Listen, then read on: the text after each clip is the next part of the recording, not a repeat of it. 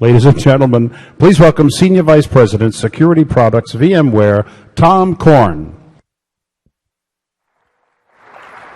Terrific. Thank you so much. I've had an opportunity to do quite a number of presentations here at VMworlds or at RSA conferences. I've never been excited about a session like I am about this. This session is going to be a high-wire act. We have an opportunity in this session to not just talk a little bit about how we see some of the fundamental issues facing security, and also about what our vision is and where we're trying to focus our efforts and our strategy and where we are in terms of building that. We also have an opportunity in this session to talk in a bit more depth about where we're going. And not just talk about it, show it. And this is the high-wire act. In the second half of this talk, we actually have set up in a data center in Palo Alto a live multi-tiered banking application that is currently running. And we're going to hack into it. We're going to hack into it in a variety of different ways. And we're going to give you a preview of a bunch of new technologies that we're working on and applying it to that. So it's a high-wire. It's live. It's completely live. But I think you'll find it very, very insightful about the kinds of things that are suddenly possible in a world where the laws of physics are very different in a virtual world. So, with that, and frankly, before we dive into all of those details, of course, I'd love to welcome you here to Las Vegas. This is actually the first time, certainly in my experience with VMware, where we've had the VMworld here in Vegas.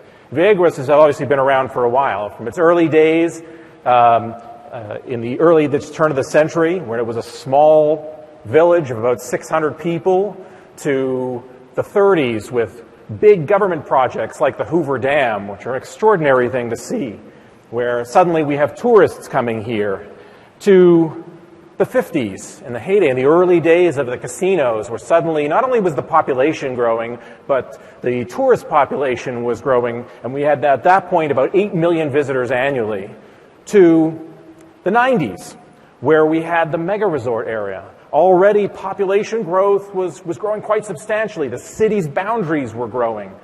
Of course, up into the 2000s, where not only did we have spikes in population and in tourists, we also were facing the recession. To today, where Vegas is among the fastest growing cities across the country. And, it may have started, like most cities, with some kind of plan, with some kind of structure, but over that kind of growth in that period of time, things outpaced initial plans. Things outpaced its structure, its architecture. And as a result, like many cities, you face all kinds of issues. Water shortages, overpopulation, housing costs, traffic congestion. And many of these problems are very difficult to solve. Why? Because they're structural in nature. You can't just simply add a road or add a stop sign or pipe in little bits of water in certain places. It's structural. It's very difficult to rethink it. And how close the challenges of a big city are to the challenges that we face inside a modern data center, which has also grown by leaps and bounds and has also outpaced whatever structure or architecture perhaps were initially had in mind as when we put it together. A data center in many ways is like a big city where the roads are networks and the buildings are servers. Now, there was a time inside that city where our applications were like monolithic stacks, right? Think of a skyscraper where every floor of the building represented different functions of that application, from storage to databases, application logic, user interfaces. In that world, you could secure that by placing guards at the front of that building, and you could be assured of two things, two properties. One, there was nothing that was going to get in and touch any element of that application without passing through that inspection point. And two, those guards only had to focus on that single application, on that single tenant of that building. And so the kinds of policies and inspections that had to look for it could be very granular and very simple at the same time. But that's not what an application looks like today. An application now is a distributed service.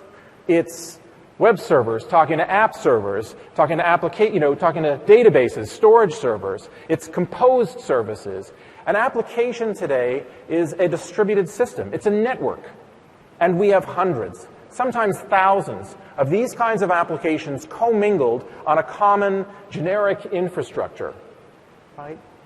And it's that very issue that has driven largely flat network architectures in order to accommodate that kind of organic growth with these kinds of commingling of composed services and distributed systems. When we go to protect this, to secure this, right, our policies, ultimately, we're not trying to protect servers or networks. We're trying to protect applications and data. But our application itself is actually not a single entity. It's little pieces of buildings all across that city. Our policies are about users and applications and data. But we don't have those handles inside that city, right? We have handles for things like our perimeter. That's a very tangible thing. I can place things on egress points. Or I can group and segment assets of similar types, web servers in one segment, app servers in another segment, application gateways, back-end services. And to be clear, there are logical security policies that can govern this world. Web servers probably shouldn't talk directly to storage servers. App servers should probably only talk to database servers over certain ports and protocols. But make no mistake, this is all, at some level, security theater. Because it doesn't really stop issues like lateral movement, and it doesn't stop issues like the complexity of policy when you move the control from the perimeter inside. Now, to give you an example of why, the key thing is that we've commingled in any one of these segments components from many different applications, right? So think of the myriad of ways that an attack can circumvent our perimeter and come inside, from users, from laptops, etc. If it compromises any single point, any single application inside any one of these segments, it has freedom of movement inside that segment. And then it can simply use the distributed applications themselves to cross over those segment boundaries. Lateral movement goes unabated, and frankly, so noisy that it's difficult to find the needle in the haystack. But that's not the only problem in this architecture.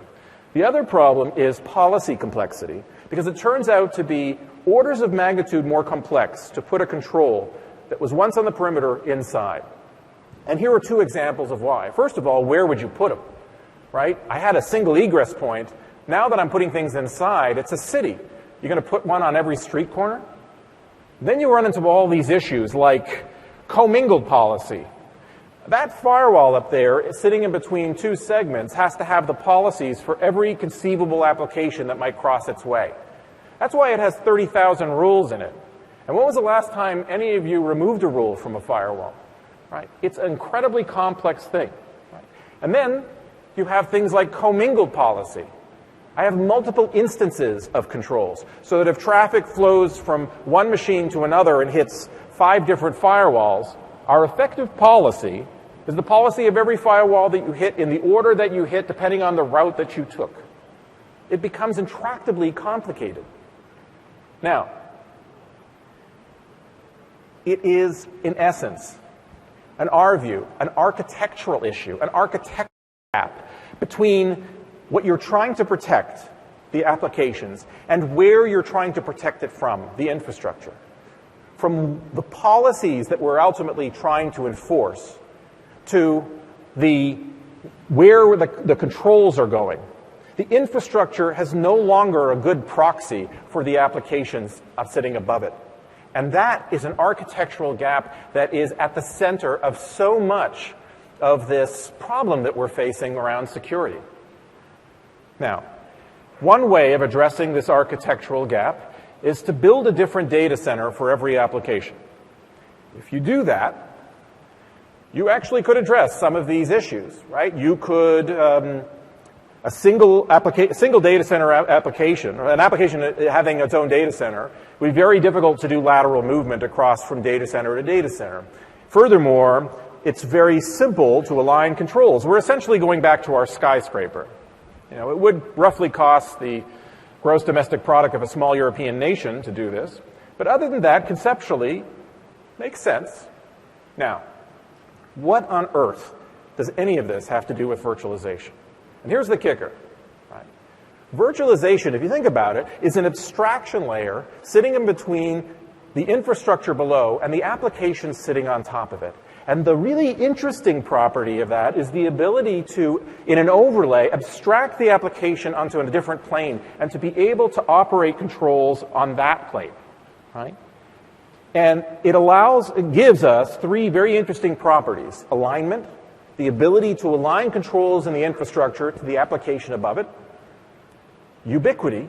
This has become a pretty ubiquitous infrastructure, right? It covers large percentages of our compute base, now our network-based storage, and isolation, right? It provides a place to put security and software that doesn't necessarily sit in the same trust domain as the endpoint and the attacker. And that's a very important property, to be able to do things from a point of integrity. So, how does this work? Many of you are familiar with network virtualization, but for those of you who aren't, a 15-second primer on it would be, you're all familiar with server virtualization. Every one of those hypervisors that you're using has virtual switches. In essence, and an oversimplified view of this is that in network virtualization, we're taking control of all those virtual switches because no virtual machine can talk to any other machine, virtual or physical, without passing through one of those virtual switches. So that if you take control and create a series of other richer abstracts around it, you can essentially create a network hypervisor. And out of that, you can essentially describe and create a control plane for applications. In essence, creating a little mini data center around an application. In many ways, this is what is at the center of this notion of microsegmentation, the ability to create a virtual data center around an application. So instead of building a physical data center for our applications, we can build a virtual one without changing our physical network because we rarely have the opportunity to re-architect our city. We have to have solutions that can build an overlay on top of that. This could have profound impact on security, on all elements of security. I mean, think of prevention today. Prevention today is largely about real-time detection and inline filtering. And it's highly challenged, trying to keep up with the constant pace of threats, the evolving nature of those threats. It's very difficult to analyze increasing amounts of it in deterministic ways. It's very difficult to understand threats from a single point or react to it. And it's very difficult to do it from a point of presence that is in the same trust domain as the attacker. It, as a result, has not yielded as much benefit as we all would have hoped. But in this world, the thing that we could add to that is the notion of least privilege. This is one of the oldest principles in computer science, dating back to the early 70s at MIT. Very simple concept. It's basically need to know. Right? And an application should have access to the resources that it needs to get its job done and nothing more. But until this point, been very difficult to do in highly dynamic environments. It also can have an impact on detection. Now, there's a host of, we're not necessarily doing analytics on our end, but what we can show is context, and context is everything. It's more than context. It's being able to align things.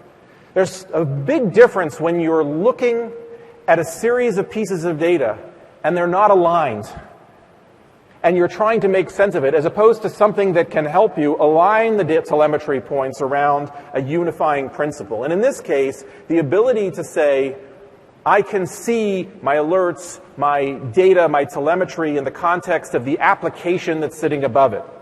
My network controls can see endpoint telemetry. My endpoint controls can see network telemetry. And lastly, it's about response.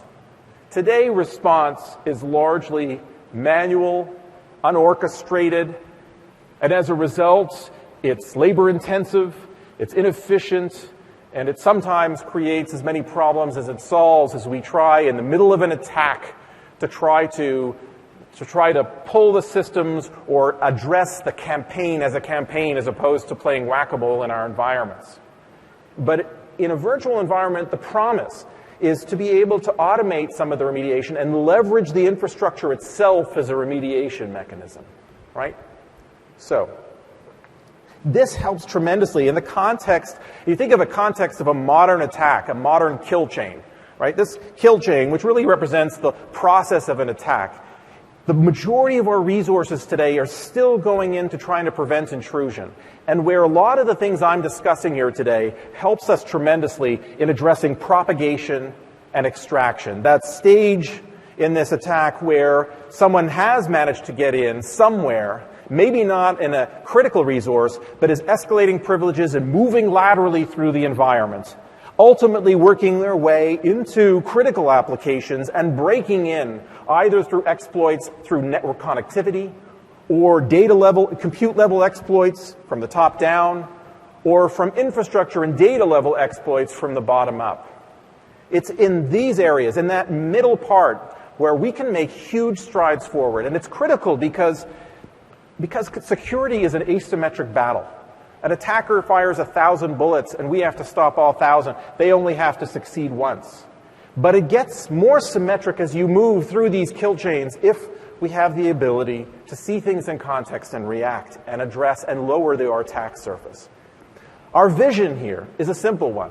We have to move from trying to secure infrastructure in data centers to focusing on really what we're trying to protect, the application. Think of a security scope, not as a data center, but as an application, a regulatory scope, a composed service, and to be able to create least privilege around that at a network connectivity, at a compute, and at a data level. And then to be able to align our security controls around these concepts. I'm not generically sticking a network control on a network link. I'm aligning it to the boundary of an application. Now, that's all conceptual, and we'll go into a bit more detail on that. Let's start with the network piece. And this is what's here and now. This is what this is what's driving a lot of the sales of NSX today, right? Instead of having a traditional segmentation, which you still can have, it's the ability to focus on a critical application, a high-risk scope, and to be able to, in an overlay, bring that up and then create a microsegment around that. Now, that does two things for us. It addresses the lateral movement issue because compromise of a system outside this, even in a commingled segment, doesn't have access into this. So it helps us address a lateral movement issue. It also provides a means of aligning our security controls ultimately to what they're protecting. And make no mistake, misconfigurations and misalignments are as big or bigger, the biggest part of hurting us in security. This is what's driving today a huge percentage of NSX and network virtualization sales. There's a variety of use cases that people use this for, right? Automation, disaster recovery, security. Security is perhaps the single biggest use case driving it today, and it's really become it's really one of our fastest growing areas in the company. It's really around this. This is what's shipping now. All right, let me transition for a moment to compute least privilege. And a compute least privilege, this doesn't exist yet today, and this is more direction, and this is where we're going to start to get into technology preview. How do we address that? Now, here's the challenge on the endpoint. All of the virtual machines in what I just described in this microsegment consists, of course, of operating systems, OS, and a series of security agents. The challenge that we face on these is many. Finding malicious activity and malicious software on an endpoint is, in every way, like finding a needle in a haystack. It's hard. It's hard because it's constantly changing, the malware. It's hard because it's systemic. It's hard to sometimes analyze things from a single point. And it's hard because it lacks isolation. It's very difficult to do security from an environment that's the same trust domain as the attacker. Now, the concept here that we started to work with is, can we apply the same concept that we just done with NSX to the compute stack? Can we, in essence, create a least privilege model, right? We don't need all that hay for this application. We need a small percentage of it that's critical. As a result, it's a much smaller attack surface. And look, there are no silver bullets in security, but it creates a much brighter signal if things do get by that. And that's the concept here. All right. How does that work? To dive a little deeper into this, essentially what we started playing with is the notion of creating an attestation service over the compute stack that's sitting above it, to be able to monitor the operating system kernel, the processes running on top of it, the way those processes were communicating in and out, and to be able to look at that against a manifest of what was the intended state of that virtual machine. Well, how do we understand the intended state? And the way we've been playing around with that is to be able to pull context from automation systems, provisioning systems like VRA, like Puppet, like Jenkins, and to be able to parse down from there what was the intended state, the birth certificate, if you will, of this virtual machine. This virtual machine was intended to be a Windows 10 machine running Django with some Python processes communicating over this port. It was part of the web tier of this application, right? Then that can feed and create a manifest that is then being attested to in real time at load and runtime. And then the policy becomes, well, if this deviates from its manifest, what do we want to do?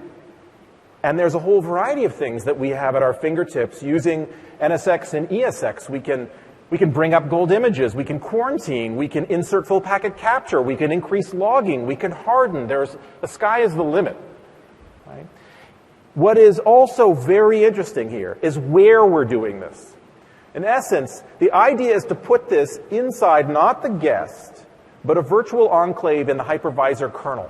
It's giving this isolated trust domain, this secure execution zone that has privileged visibility into the guest and has the ability to do this from a trusted environment, right? Very different from anything that exists today in the endpoint security world. This is the idea behind this. The other piece is that we open this up to the partner community so that your favorite endpoint security products have the ability to leverage the same context, the manifest. They can be protected by this attestation, and they too can leverage the virtual environment as a remediation backbone. All right? So that's the general idea. Chris, come on board, and we're going to introduce. This is Chris Cord. Chris works as part of my team, and we're in the process of building some of these things. And what I'm going to show you is one of the things that Chris and team are working on. All right. Here's what we're going to do. This is all theoretical at this point. We're going to break into a bank. Okay? And this is the high wire act because we're doing this live.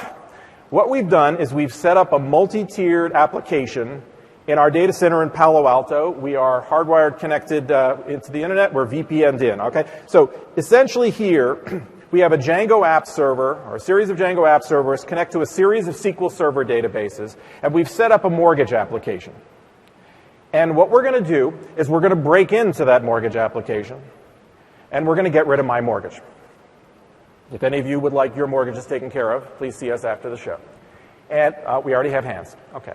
And then we're going to start to play with some of these concepts and actually see some of a tech preview of some of the technologies and how it would apply to this. So, do you need a few seconds to keep going, and I'll sort of do a bit of the setup? 1 second, yep. Okay. 1 second.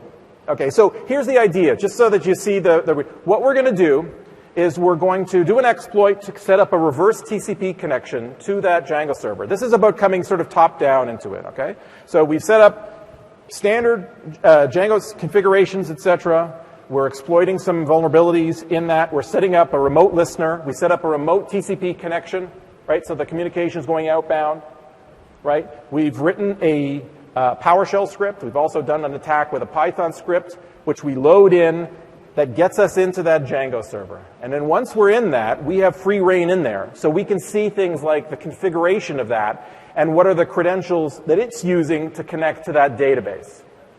We then essentially add that to our Python script, or actually you're going to start with a PowerShell script. We're going to start with a PowerShell script to use that credentials and the visibility it has to the SQL server to go in and zero out that my mortgage.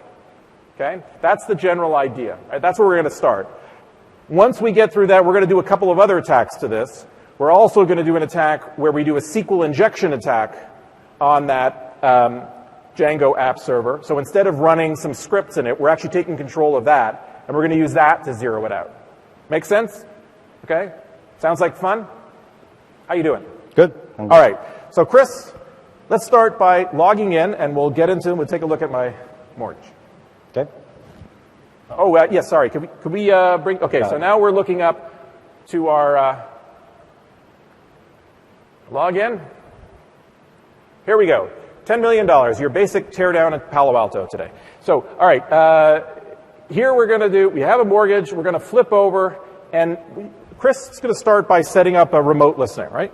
So Chris, walk us what you're doing here. So as you said, we're basically going to leverage port 80, which is an open port on the application server in order for our app to run. And we're going to issue a command injection attack into the application server for it to make a remote connection, reverse TCP connection back to our Kali box.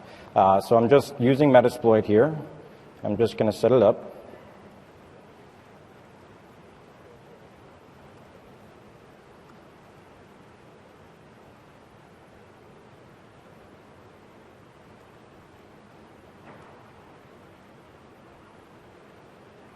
Okay, so while you're doing that, we're setting up the Started remote on port listener. 80. I'm going to tell it the host of our machine. All right, now you're pulling the IP address, right?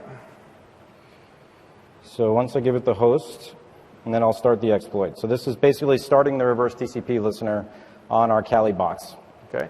And then what I'm going to do is I'm going to take the payload, the actual malicious payload. So this is just a command injection payload that we generated via SE Toolkit, which is another tool that comes in with Kali Linux.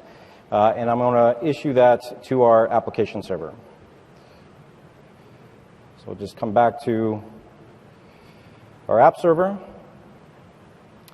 So I submitted that malicious payload, and what we should see is the app making a reverse TCP connection back to our application, or our Kali box. All right. So there you go. So now we have a reverse TCP connection initiated, and essentially what we have now is full console access to that app server. Got it. All right. So, by the way, we're going to have to speed up. I just realized because we're running low on time. So, all right. So now that we have the remote, we're going to take a look what we see on that box. We have full access, so we can take a look at the config file for Django, right? And that'll tell us a bunch of information about the settings, like credentials, other types of things that we're going to need to be able to connect. Yeah. So the most important thing here are the database credentials that we're using. So, and as Tom said, we just pre-wrote a PowerShell script that is on our Kali box. And I just did that to save time, but essentially this has all the preset credentials from our database system that we just, achieved through the settings file. So what I'm going to do is I'm going to take that and I'm going to upload that. So he's now going from the remote box where the script is mating, he's uploading that to a hidden folder inside the Django server, and then he's going to have the Django server execute it. When it does that, the Django server is going to communicate to the database and get rid of my mortgage. So I've uploaded the malicious script, so I'm just going to tell PowerShell to run. I'm going to tell it to bypass any executive protection, and I'm going to give it the location of our script.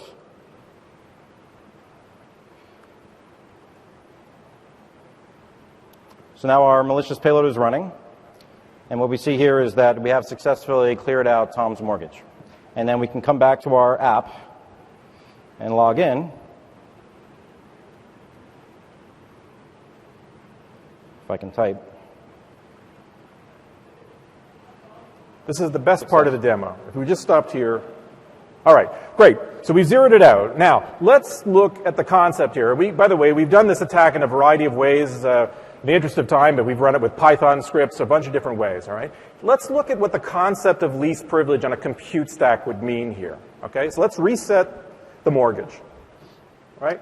I'm just going to jump into the database system and reset the mortgage, just so that when we run the attack again, it'll work. All right, so we're going to reset it, and now we're going to set up. Again, the concept here is simple. It's about saying, look, the application team doesn't have to be an expert at security. They have to be an expert at their application. And as they're provisioning their application, essentially we're pulling that kind of information to essentially create a manifest so that we can have very simple security policies for critical applications that say, listen, I need to watch this against the manifest. If it starts to deviate, what is the policy that should be in place? What do I need to do or recommend that the SOC team does? All right, so what you're looking at right now is a security management console for this, right? This is our running tech preview of something that we're building. So, right, so as Tom mentioned, everything here is built around the concept of a security scope. And essentially what a security scope is, it's is all of the application context that we need in order to enforce least privilege on the compute side around all of the assets that make up that working system. So in the case of virtual machines, it would be all the virtual machines that you need to build out an application. You can put containers in the same concept of a security scope. And essentially, once we have that understanding of what the scope is and how it should behave, we can place very fine and granular rules from a security perspective on top of that scope. Right. So in this case, I'm going to dive into our mortgage application scope. This is the app that we were just breaking into. And what you're seeing here in this diagram is not a runtime view of the system. So it's important to note that this is not looking out at NetFlow in real time to generate this view. This view is generated from the provision time systems. In this case, we generated it from VRA to give you an intended state view of the system, right? So we want to be able to look at what the app developers, the infrastructure admins initially wanted to create in order for us to be able to apply security rules on top of that intended state. Right. So I'm just going to dive into the app server manifest. And what you see here is this is the specifics that make up kind of the detail of what a virtual machine would have in terms of its birth certificate. So in this case, we have a lot of manifest information at the top here. That's really what allows us to kind of group this into overall security scope. We see that it's part of our mortgage scope. And on the bottom, we have more granular sets of intended state, which is around the allowed services. In this case, we're explicitly saying that this machine is meant to run Python. Here's the explicit path that it needs to run. Here's the hash of the executable that we want it to run, and the destination address and the port. All this information allows us to essentially roll back up to create this full view of the security scope. Yeah, and it's, just to reiterate something that Chris said, if any of you were at the sessions this morning where we talked about things like security insight, right, the Archon technology piece, that's giving you a runtime state view of things, which is great. It's actually very critical to understand the runtime state. This is providing, as Chris said, this is the provision time state. This is about the intended state of the application components on those. That's really critical because that provides us authoritative context. For all the security guys out there, this is authoritative context that we grab and protect before the machine ever loads, right? And so that gives us a protected thing to be able to look against. All right, so let's take a look at how we apply policy to it. Right, so this is now where we get into some of the more granular inspection and granular control. So what we're going to be looking at here are the compute security rules on the left. We'll focus on the data security rules a little bit later. And what we have is we've bucketed those rules really into three major chunks. The first is around protecting the operating system kernel. So we can evaluate the state of the kernel, look at every bit of memory in the kernel, and make sure that nobody's manipulating that. Monitoring our host integrity agents. So this is the virtual enclave that Tom described earlier. So this is essentially saying if anyone tries to manipulate our protection mechanisms for the things that we're watching, place a rule on that and notify us when that happens. And then the other three on the top here are more user-space behavior. So when processes start up on the endpoint, when we try to make inbound and outbound connections from that machine, how can we get notification whether those things are proper based on the manifest description? So I'm going to drag in the outbound connections rule. And because of the fact that we have this fully described manifest and that it has created this security scope, we actually don't have to have a very complex rule system here. The rule only really needs to describe what action we want to take when we see a violation, and then whether we want that enforcement to be automated, meaning do it, don't ask me, or manual, ask the security operations team before you make the change.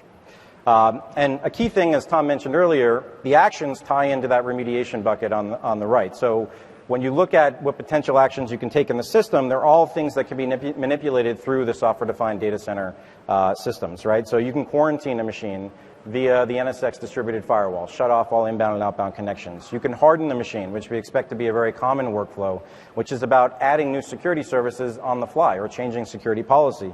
You can suspend it using ESX altogether. You can encrypt on demand, and we'll show you the encryption of data in flight in a second. You can run in audit mode, just get alerts. In this case, we're going to block traffic explicitly from our protected agent on the endpoint, and we're going to send an alert to the system.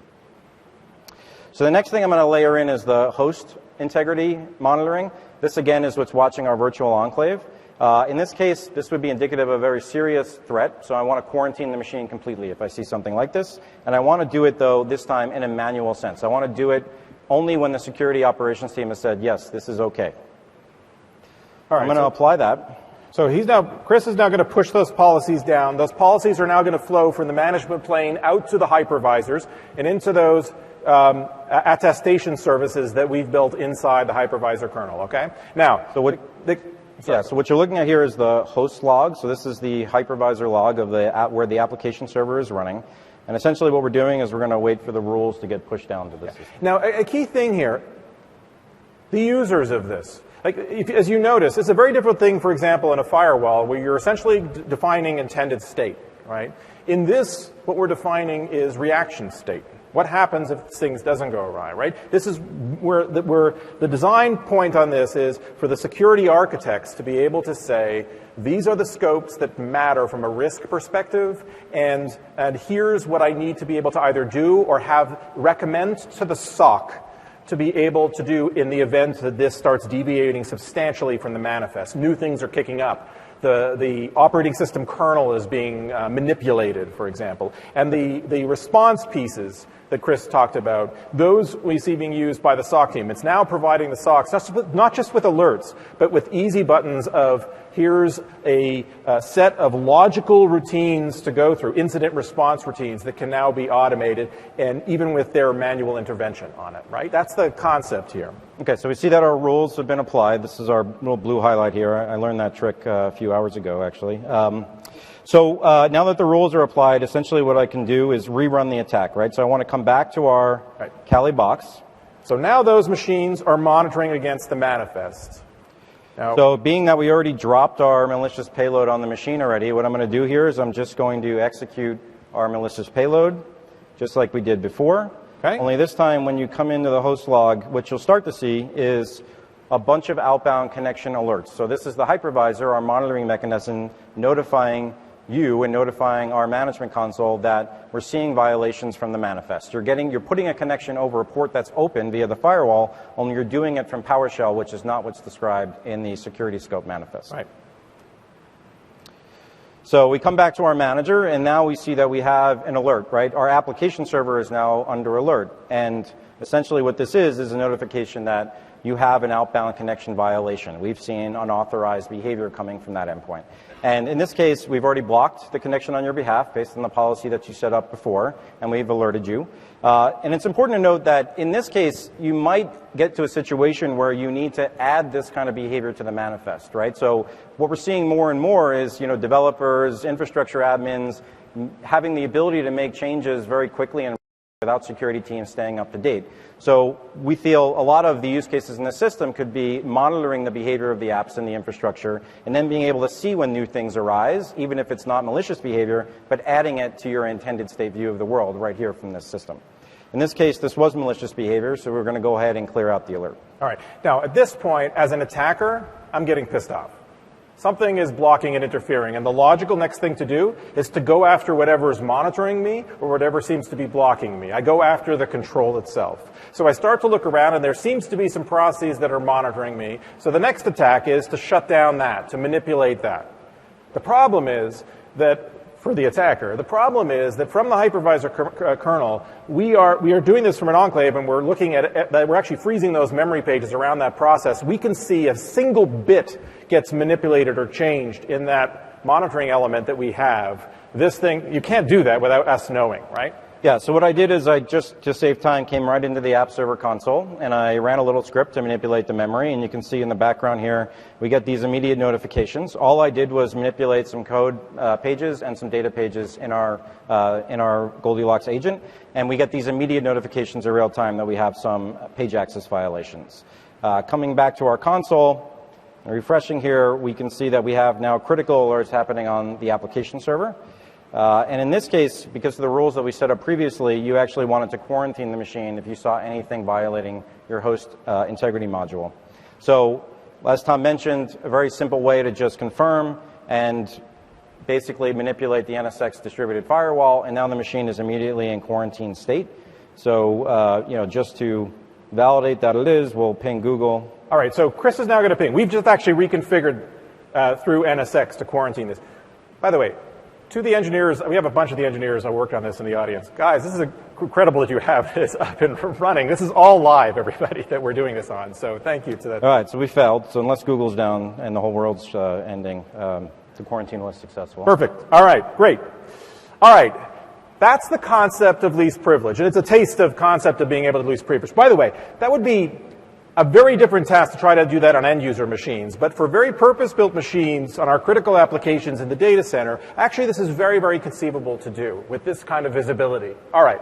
But there is no silver bullet in security. If this is to work, it's not only going to lower the attack surface, it's going to create a brighter signal for our behavioral analytics for the other pieces. And for that, I want to bring up Mike Davis. Mike is the Chief Technology Officer of Counterattack. Mike, welcome. Thank you for joining us.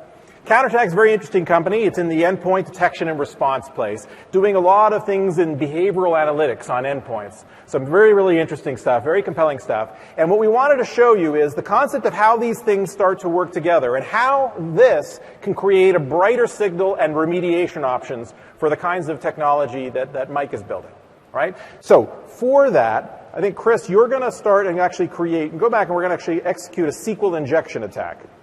Now, while he's doing this, Mike, explain briefly what a SQL injection attack is. So a SQL injection attack is a type of attack where a developer hasn't properly sanitized input.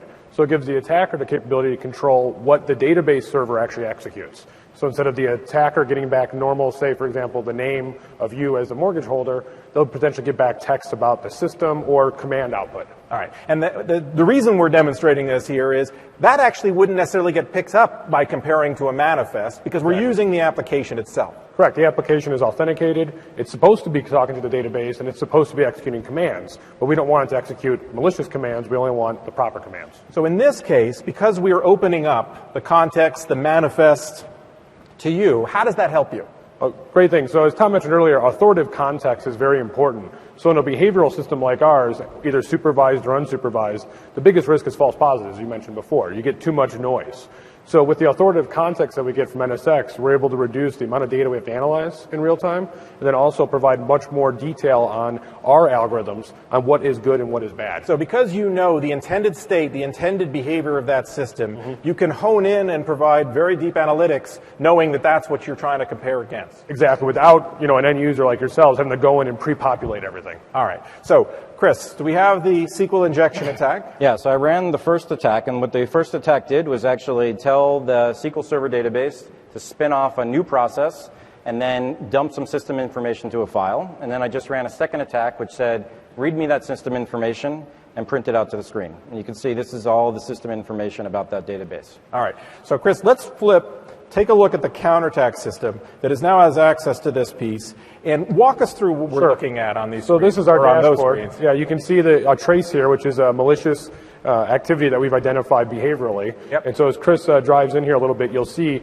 the commands that were actually executed by the database system to retrieve that information that was displayed in the mortgage app. So what kind of behavior might this sort of pick up on? This could be anything from interactive command shells. It could be, other connection attempts. It could be accessing other databases on that system. And then you're scoring it for how weird a behavior this is given that that's that kind of a system. Exactly. And the context that we used earlier allows us to actually make the scoring more effective. So we can now know statistically confident that this is malicious than before. All right. Now, the second part of it is the ability for you now to leverage or recommend the virtual infrastructure to do something about it. You got it.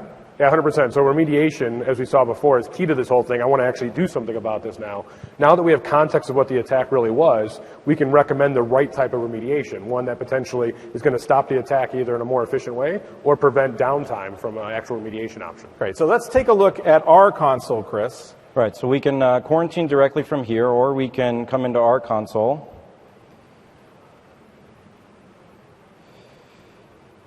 Refresh that, and we see that we have a counterattack issued alert. Yep. In this case, they recommended a quarantine action on our behalf, and they're using the same remediation namespace. So you can go through the same remediation actions. In this case, we already showed that, so we'll save time, we'll clear it out. So the key is, by working together across the industry, we can provide some better context from our position. We can actually watch over whatever agents that are being placed there, so we can watch your back, and you can then leverage it for remediation on your side. Yep. Mike, thank you so much. Thanks, work. That was great. Work. Thanks. Terrific. All right, Mike Davis, thank you. All right. next, what about containers? Right? The interesting thing about the whole composed service and container world is actually this is exactly the direction this is going, right? It's the notion of a manifest is a primary principle behind a container. So this should be a match made in heaven, right? And so for that, we actually worked with an interesting startup called Aqua Security, and we extended the concept here to containers, right? So let's take a look at that. So we can shoot back up to my screen. Yes, let's flip over. What we have is we have a Photon OS image running in Amazon. So Photon OS is the VMware's container operating system. And we have Aqua running on that image. So Aqua has a security agent that they run in the Docker host to essentially give us intelligence about the security scope context happening at the container level, and also providing us with control at the granular container level as opposed to up at the virtual machine level. So what I'm going to do is I'm going to first add 2 containers to our environment. So I'm essentially going to say that I want to add one that's a Redis image, and I want to add another that is a Tomcat 9 image. These are standard images that are pulled from the Docker registry. Again, these can be multiple containers per VM, right? And it's just that these containers are part of the service that we're delivering here. We want to be able to do the exact same thing we just described, but now on the containers instead of the VM. So I added just one simple kind of naming convention here just to inform us that the container is part of the VMware Mortgage application. I've lost my view there. Did you want that screen as well? That would be helpful, yeah. All right. So I'm just going to come into the VMware Mortgage application. So this is the Aqua This is the Aqua console. This is the Aqua product. And essentially what this is giving us is a view that you just added in 2 containers. There are Birdcage and our Birdfeed containers. These are the Redis and the Tomcat images that we just added. And because of the fact that containers have a very well understood and defined description, right? Most Docker files will provide you with all the information necessary to build up a manifest. We can have kind of a preset understanding of the way that container should behave. We should know what executable should be operating. We should know explicitly what kind of behavior it should exhibit. So Aqua has some built-in profiles here that we'll look at the Redis profile that essentially describe all of the low-level rules and how that container should behave. In this case, it gives us a full list of the allowed executables that you should be seeing in a Redis image, right? Obviously, Redis server is one of them, but there's a bunch of other potential command line tools that you should be able to run. This information is the type of things that we pull into our manifest description to give us that allowed service list to get down to the low-level details. All right, so let's switch back. And we got to be mindful of time. Let's switch back. Let's take a look at the scope. So we're going to refresh here, and we'll see that we now have some additional containers added to our security scope, and we now have a microservices tier, Amazon containers, that are now part of this mortgage application. And they've inherited all of the rules that we previously defined, the outbound connections and the host monitoring integrity. And what we're going to do is we're going to drag the process whitelisting rule. And what that's going to do is it's going to essentially give us 2 things. Number one, it'll start looking at the allowed executable list that Aqua has provided, and it'll enforce that allowed executable list using the Aqua agent running in the container host. And it'll also stop any new containers that don't meet a specific policy score from spinning up on the same host. And we can show both of those cases here.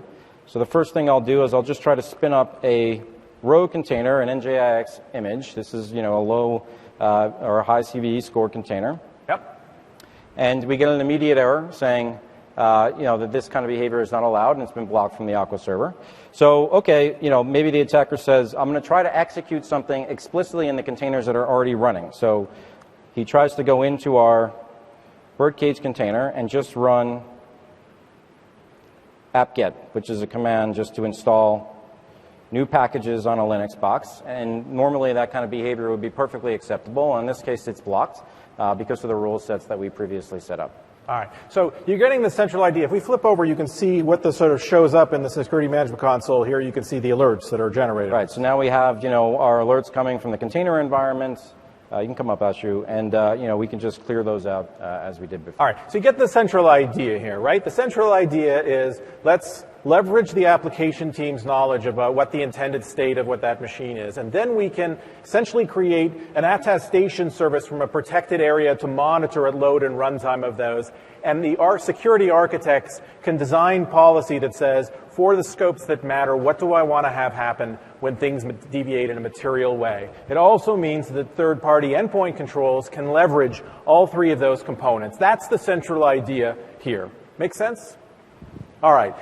Can we switch them back to back onto the slides? And I want to work quickly to the next and our last topic, which is we've talked about least privilege from a network connectivity and from a compute stack. Now we're going to talk about from a data level stack. I mean, there's a lot of exploits that can move from more on the data plane or from the underlying infrastructure. And the one we're going to talk about here is the one that was referred to this morning by Guido about distributed network encryption. Here's the central idea.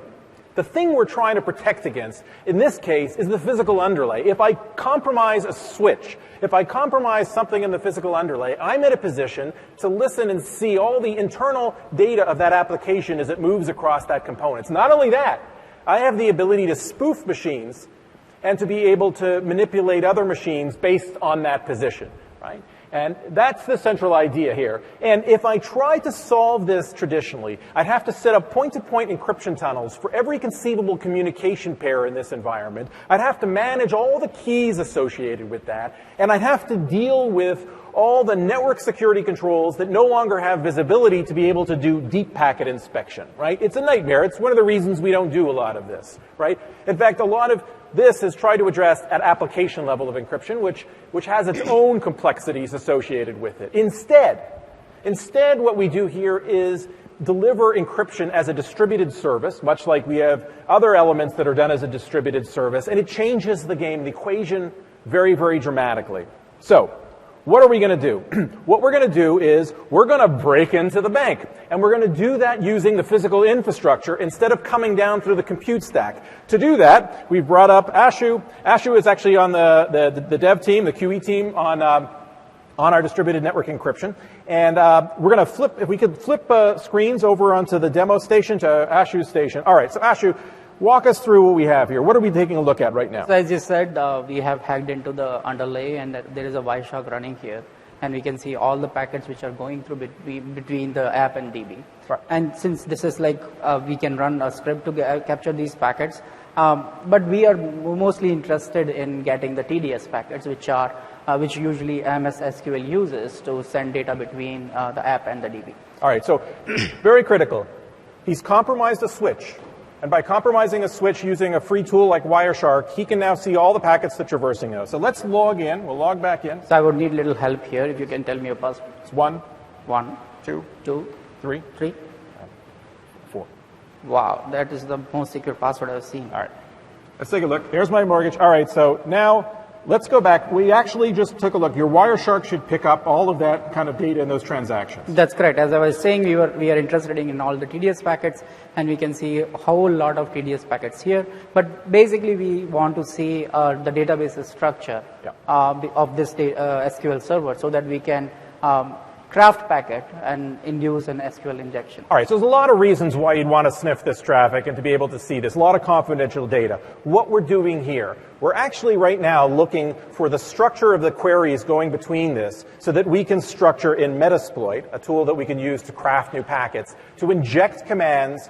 And now that we know the credential and the structure of the database, we can manipulate the database from the infrastructure. As you can see from the selected packet, Yep. the database structure is pretty much open here, and we can see the tables and the columns in the database. All right.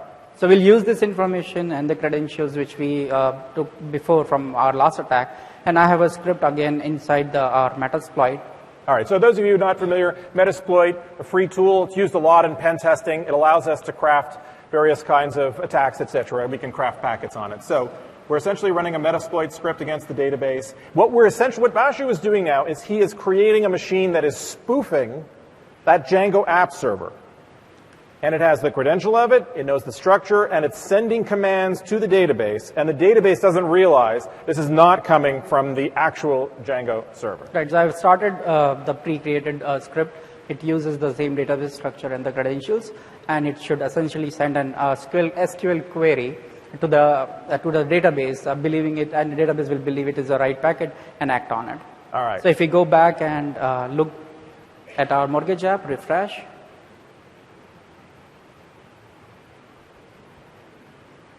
And here you go. Happy days again. All right. Terrific. So we've now gotten rid of the mortgage, this time through the underlay. Okay. Terrific. Chris, let's actually switch the screens over to Chris's screen. We're going to go back to the security management console, and we're going to take a look. Now, some of this has now been built. The encryption in this prototype, we've been building the encryption into NSX, and in this case, we're looking at it through this console. Chris, walk us through what we have here. Yeah, so we're going to come back into our mortgage app, and this time we're going to be concerned about the data security rules. And I'm going to drag in our encrypt network data rule, and I'm going to use just the default system key and the default key algorithm strength. And I'll apply that.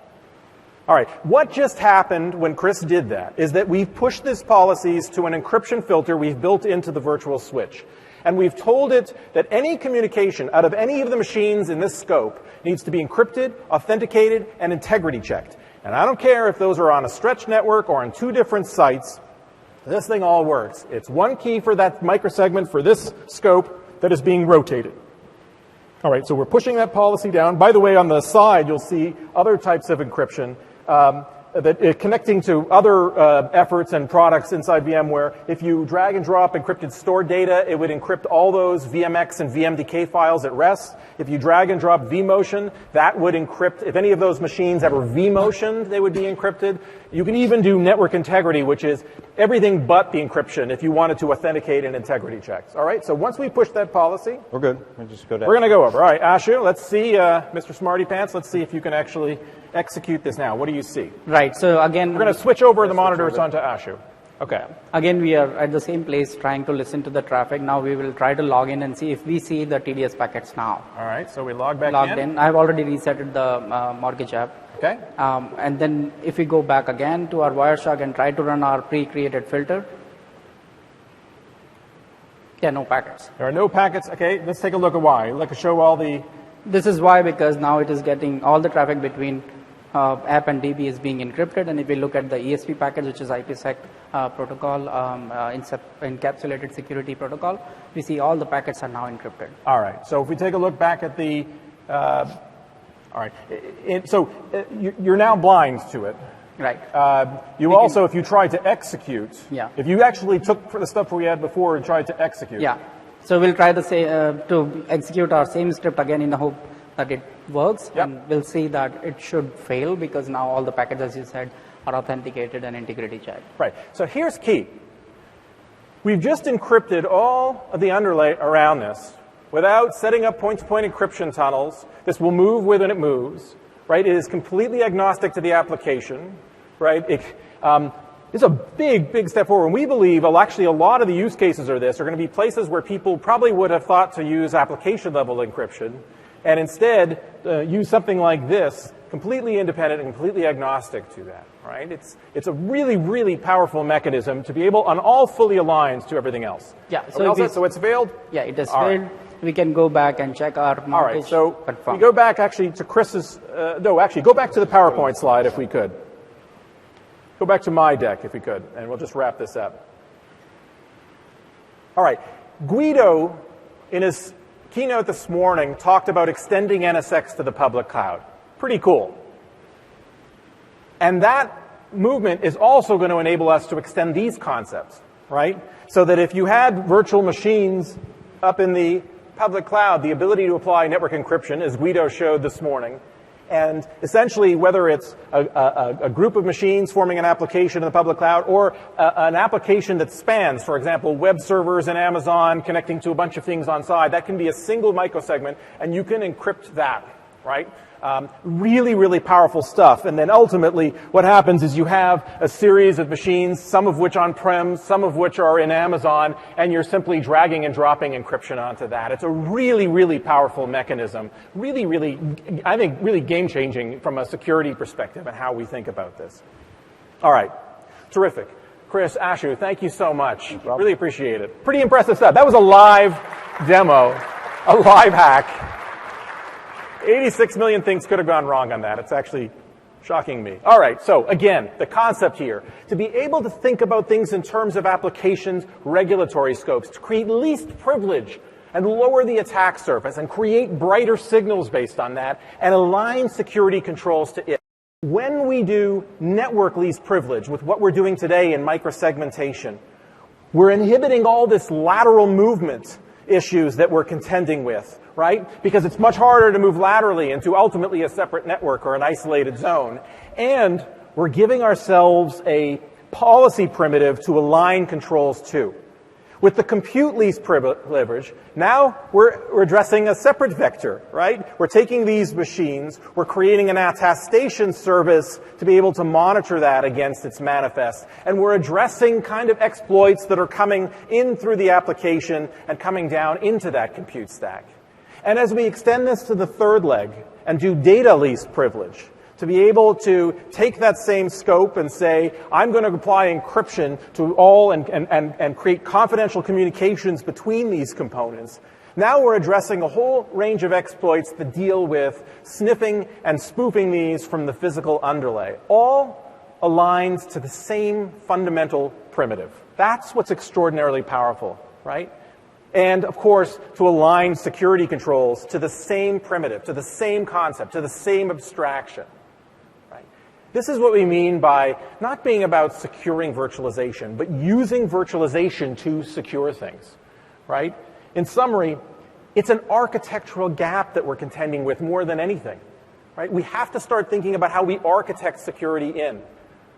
Virtualization opens the door for us to be able to align security around what we're ultimately trying to protect, the application, the regulatory scope. And it enables us ultimately to leverage and create least privilege environments. So, we threw a lot at you. That was a pretty substantial, far-ranging demo. There's a lot of things that you can continue to learn here at the show. There are a whole bunch of other, if you're interested in security briefings to have. Tomorrow, there's another briefing by Bruce Davies on a spotlight on networking, which you should see. And after the show, the video of this session will be available for you to take a look at and for other members of your team that we didn't have an opportunity to come to take a look at. And a bunch of us, including some of the developers, are actually going to be standing by here for a little bit afterwards in case you have some questions. If you want to set up some time or exchange some contact information, if you want to have some conversations with us, because it's really an opportunity to shape the future here. Thank you so much. Enjoy the rest of the show.